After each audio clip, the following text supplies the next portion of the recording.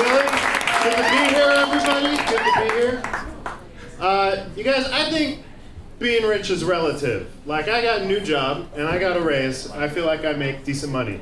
But I think people would disagree. Like, I feel rich because I just bought my first ever second pillow.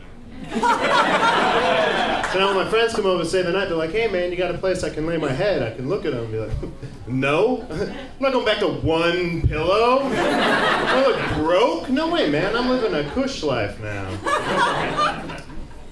Getting older, you guys. Like, I'm not that old, but a little bit. Stuff's starting to change. Stuff I didn't expect. Like 18-year-olds now look like children.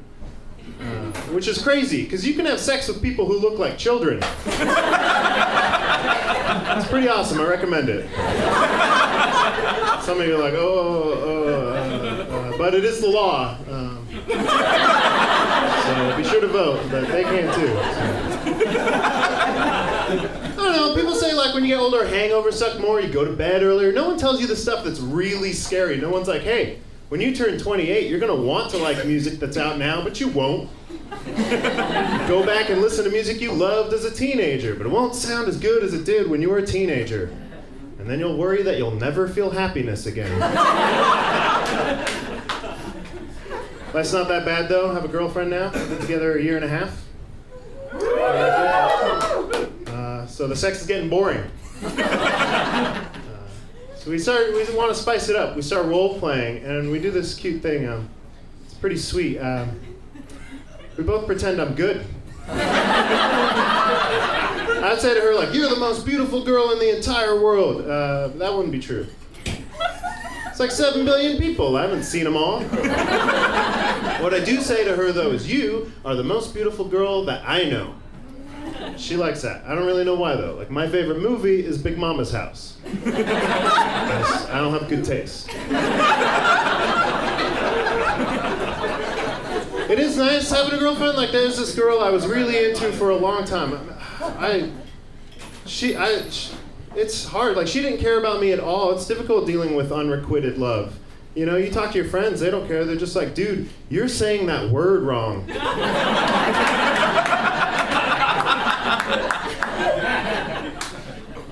feel like I can get a little intimate with you guys, tell some story. When I was 13, I had something twisted on my testicle. It hurt really, really bad. I didn't want to tell my parents because we grew up kind of poor, and their first answer to everything is, how can we fix this ourselves?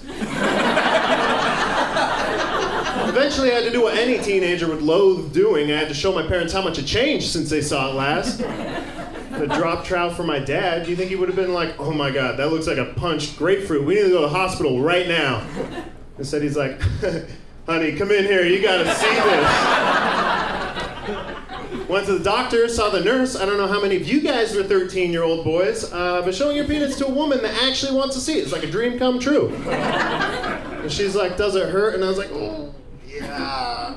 But it feels good too. And my mom's in the room with me, and she's like, well, your mom can leave or she can go. I'm like, she's gotta go! Otherwise, we're not gonna have sex. That's how my mind worked back then. I couldn't tell her to leave. You know, I can be like, hey, mom, listen, in the unlikely event that we don't hook up, you're also ruining my ability to masturbate to this. It's like a perfect image for a 13-year-old boy. And I go home, think about it, and then pan to the right, and you'd be in the corner. He was always very sensitive. You guys, my first job was at Dairy Queen, which means I grew up in a shitty town. If there's ever a city you don't know the name of, it has a Dairy Queen in it. And I was trying really hard when I first started working there, I was. But I dropped a burger on the ground. It's like, don't worry, ma'am, we'll make another one for you. And she's like, nah, I'll just eat that one for free. Oh, wow, you gave up when you wore pajamas out in public. It's like one of those moms that keeps their kid on a full body leash, like little Timmy's a paratrooper. And he tripped when she was going to, she tripped over the threshold. She didn't even care, she just picked him straight up, and he's hanging there, Mission Impossible style. I was like, if she doesn't care, why am I trying? I stopped giving a damn. I was working the drive-thru, and someone's like, there's a rat out by the dumpster. I'm like, well, it's not inside, so don't worry about it. Except the one time there was a rat inside, it looked exactly like anything you'd imagine that had only eaten Dairy Queen its entire life. Just had these bald eczema spots. It's dragging its stomach across the countertop. Man, window, you could hear rats breathe. My boss runs out, he's like, don't worry, Dwayne, we'll get him. I'm like, yeah, he's from Mazatlan, he's seen some shit. He starts unscrewing the broom handle, I'm like, oh my God, this is gonna be great. And then he hands it to me, like, no. This thing, I'm not afraid of killing a rat, I just don't want to find out that I like it, you know? I'm 15, I'm very impressionable, I don't want to know that that's my thing. He pulls the stick from me, he's like, you're not a man. And then he beat it to death in front of everybody. And it was horrifying. Because you cannot beat a rat to death and make it look casual. You guys, I was really disappointed when I first learned that white privilege existed. Because I thought I was getting away with stuff by being charming. Like, I once got into Canada with a black and white photocopy of my birth certificate. You know how hard that is? I was dating this Asian girl at the time, though, and she goes, no, Dwayne, you got in because you're white. Like, no. I asked him about his wife and kids. I'm gregarious. She's like, they search my car every time we go through the border. I'm like, yeah, well, you didn't read How to Win Friends and Influence People. So maybe you should try harder. All right, thank you guys. That's my time.